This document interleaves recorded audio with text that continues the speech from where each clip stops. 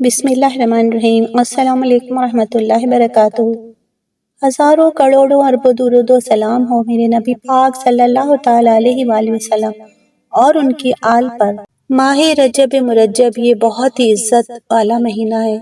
اس کی حرمت کے حوالے سے قرآن پاک سے ثابت ہے کہ رب قدیر اللہ تعالیٰ نے 12 مہینوں میں سے 4 مہینوں کو حرمت والا فرمایا۔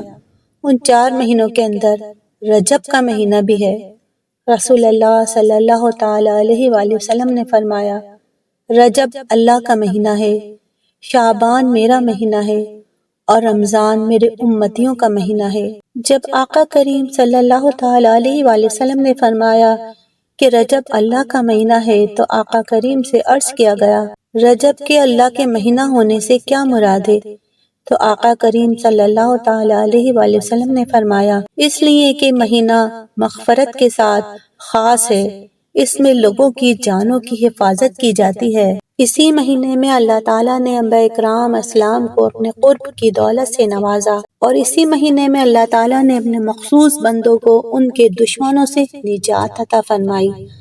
آقا کریم صلی اللہ تعالیٰ علیہ وآلہ وسلم ماہ رجب کی فضیلت سے متعلق ارشاد فرماتے ہیں، رجب کی فضیلت باقی مہینوں پر ایسی ہے جیسی محمد مصطفیٰ صلی اللہ تعالیٰ علیہ وآلہ وسلم کی باقی انبیاء کرام پر ہے۔ بے شک رجب عزت والا برکتوں والا مہینہ ہے، اس میں نیکیوں کا ثواب دوگنا کر دیا جاتا ہے۔ جو شخص رجب کے ایک دن کا روزہ رکھے گا اللہ تعالیٰ اسے سال بھر کے روزے رکھنے کا ثواب عطا فرمائے گا۔ میرے پیارے آقا صلی اللہ تعالیٰ علیہ وآلہ وسلم کے اسی طرح ماہ رجب کے کچھ اہم واقعات بھی ہیں کہ اس مہینے کی پہلی تاریخ کو حضرت نوح علیہ السلام کشتی پر سوار ہوئے تھے اور کشتی کا آغاز ہوا تھا۔ اسی مہینے میں ہمیں سب سے بڑا تحفہ نماز کا اللہ تعالیٰ نے ہمیں عطا فرمایا، اور اسی مہینے میں زکوٰۃ فرض ہوئی۔ اسی مہینے میں غزوہ تبوک ہوا۔ اسی ماہ کی 27ویں تاریخ کو آقا کریم صلی اللہ تعالیٰ علیہ وآلہ وسلم کو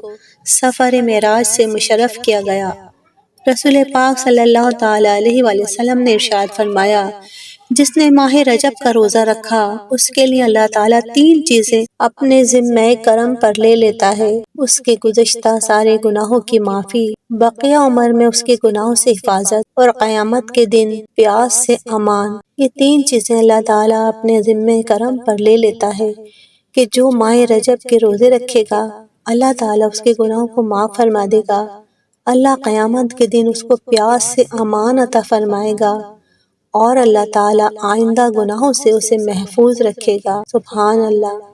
ایک ضعیف العمر شخص نے کھڑے ہو کر کہا، یا رسول اللہ، میں پورے مہینے کا روزہ نہیں رکھ سکتا ہوں۔ تو آپ نے فرمایا، رجب کی پہلی تاریخ کا روزہ رکھو، اس لیے اس میں نیکیاں 10 گناہ سے زیادہ بڑھ جاتی ہیں، اور 15ویں تاریخ کا اور آخری دن کا روزہ رکھو، تم کو پورے مہینے روزے رکھنے والے کے برابر ثواب عطا کیا جائے گا۔ ماہ رجب کے پہلے جمعے کی شب، اس سے غافل نہ ہونا، وہ ایسی رات ہے جسے ملائکہ رغائب یعنی بڑی رغبت والی رات کہتے ہیں۔ اس رات جب رات کا 1/3 حصہ گزر جاتا ہے تو زمین و آسمان کے فرشتے کعبے اور اس کے ارد گرد جمع ہو جاتے ہیں۔ اللہ تعالیٰ ان سے ارشاد فرماتا ہے، اے فرشتوں، مانگو جو مانگنا چاہو۔ فرشتے کہتے ہیں، اللہ تعالیٰ، ہماری بس یہی ایک خواہش ہے کہ اللہ تعالیٰ تو ماہ رجب کے روزے رکھنے والوں کی مغفرت فرما دے۔ اللہ تعالیٰ فرماتا ہے، میں نے انہیں معاف کر دیا۔ سیدنا حضرت انس بن مالک رضی اللہ تعالیٰ عنہ سے روایت ہے،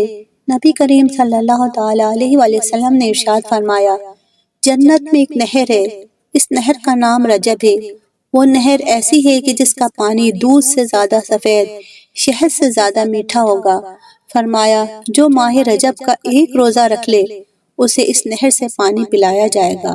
سبحان اللہ۔ حضرت سعید شامی رضی اللہ تعالیٰ عنہ سے مروی ہے کہ رسول اللہ صلی اللہ تعالیٰ علیہ وآلہ وسلم نے فرمایا، جس نے رجب کے مہینے میں ایک روزہ رکھا اس کا وہ روزہ ثواب میں 1 مہینے کے روزے کے برابر ہوگا، اور جس نے رجب کے 7 دنوں کے روزے رکھے اللہ تعالیٰ اس کے لیے جہنم کے 7 دروازے بند کر دے گا، اور جو کوئی ماہ رجب کے 8 دنوں کے روزے رکھے گا اس کے لیے جنت کے 8 دروازے کھول دیے جائیں گے۔ جو رجب کے 10 دنوں کے روزے رکھے گا اسے آسمان سے ایک منادی آواز دے گا کہ اللہ تعالیٰ نے تجھے بخش دیا ہے، اب تو نئے سرے سے عمل کر، اور جو زیادہ کرے گا اللہ تعالیٰ اس کے لیے اجر و ثواب میں اور اضافہ فرمائے گا۔ حضرت ابو ہریرہ رضی اللہ تعالیٰ عنہ سے مروی ہے کہ آپ کہتے ہیں کہ جو کوئی 27ویں شب کا روزہ رکھے گا۔ حضرت ابو ہریرہ رضی اللہ تعالیٰ عنہ سے مروی ہے کہ آپ کہتے ہیں کہ جو کوئی 27ویں رجب کا روزہ رکھے گا اللہ تعالیٰ اس کے لیے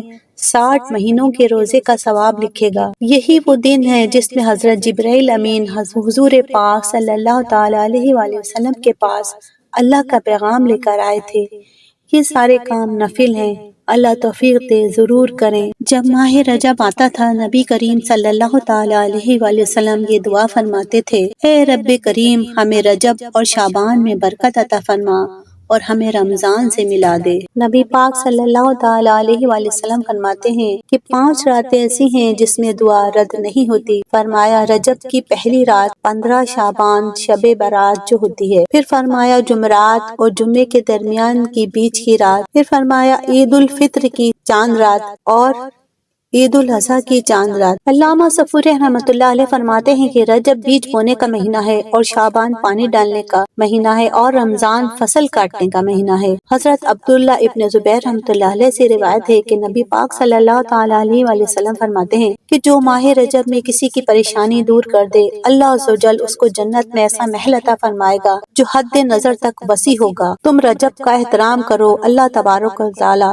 1000 کرامتوں کے ساتھ تمہارا اکرام کرے گا۔ یہ سارے کام نفل ہیں، اللہ تعالیٰ توفیق دے کہ ضرور کریں۔ ان کی وجہ سے اللہ تعالیٰ گناہوں کو معاف فرمائے گا، برکتیں بھی عطا فرمائے گا، نیکیوں میں بھی اضافہ فرمائے گا، قیامت کے پیاس کے دن امان بھی عطا فرمائے گا۔ ماہ رجب میں اللہ کی بارگاہ میں خوب استغفار کرو، خوب مغفرت مانگو کہ رسول اللہ صلی اللہ تعالیٰ علیہ وآلہ وسلم اس مبارک مہینے میں مغفرت کے حوالے سے قرآن کہتا ہے کہ اپنی جانوں پر ان حرمت والے مہینوں میں ظلم نہ کرو، یعنی گناہ نہ کرو۔ گناہ ہم کریں گے اپنے اعضاء سے، اپنے اعضاء پر ہم ظلم کرنے والے بن جائیں گے، تو اپنی جانوں پر ظلم کرنے سے پرہیز کریں، اللہ سے گناہوں کی معافی مانگیں، استغفار کریں، مغفرت طلب کریں۔ اللہ رب العزت مجھے اور آپ سب کو ماہ رجب کی برکتوں سے مالا مال فرمائے اور ماہ رجب میں روزے رکھنے کی طاقت، توفیق، استطاعت فرمائے اور گناہوں سے بچنے کی اور مغفرت طلب کرنے کی توفیق عطا فرمائے، آمین۔ زندگی رہی تو انشاءاللہ ایک اور ویڈیو لے کر حاضر ہوں گے۔ دعاؤں میں یاد رکھیے گا، اپنا خیال رکھیے گا۔ اللہ حافظ۔